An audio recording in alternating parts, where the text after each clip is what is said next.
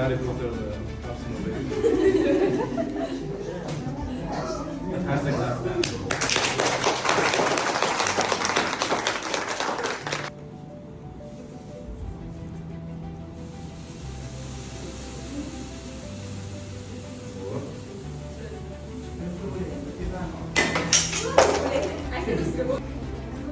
Yaxshi sanamiz.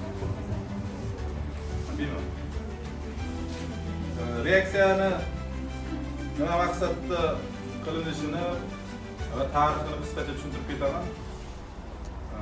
9-asrda Xitoyda Tang imperiyasi hukmronlik qilgan.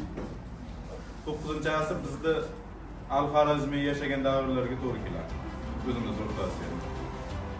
O'sha Xitoyda bitta narsa o'sha davrda bir urfga bir izlanishga sabab bo'lgan. Xitoylik olimlar, tabiblar ular umrboqiylik eliksirini yaratmoqchi bo'lgan.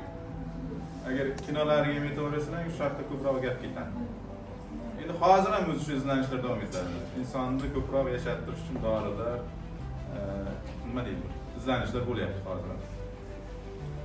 Ular shu umrboqiylik eliksirini yaratmoqchi bo'ladidagi har xil moddalar bir-biri bilan aralashtirib reaksiyalar o'tkazaveradi. Ular umrboqiylik eliksirini yarataman deb o'zlari bilmagan holatda qora forkni ixtiro qilib qo'yishadi. Fork bilamizki, ko'p narsada ishlatiladi.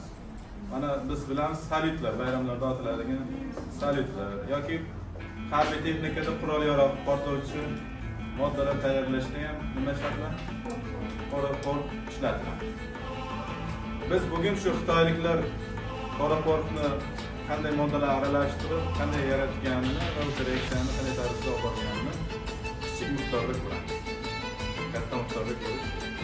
Ha. Tushundingmi? Demak, tajribamizga nimalar kerak siz? Shuni havocha kerak. Laboratoriyada bilamiz.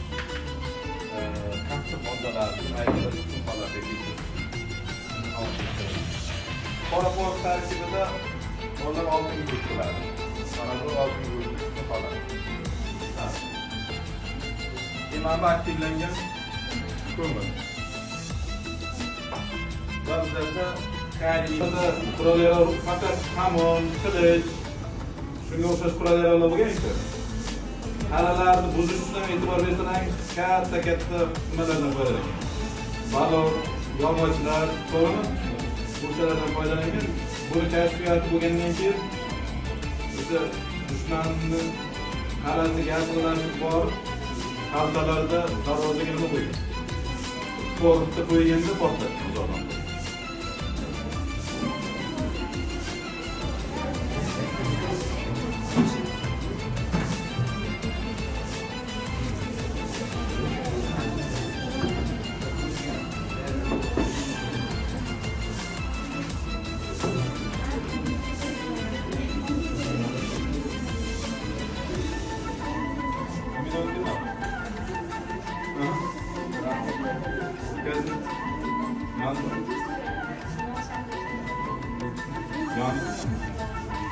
Yeah.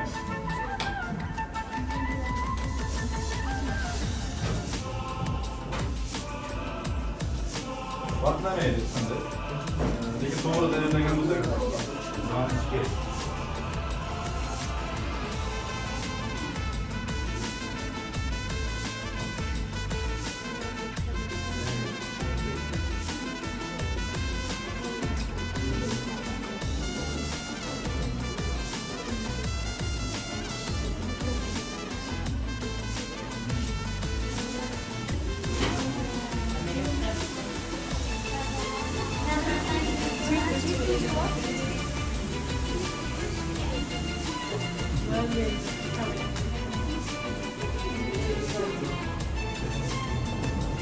Qora fork tajribasi.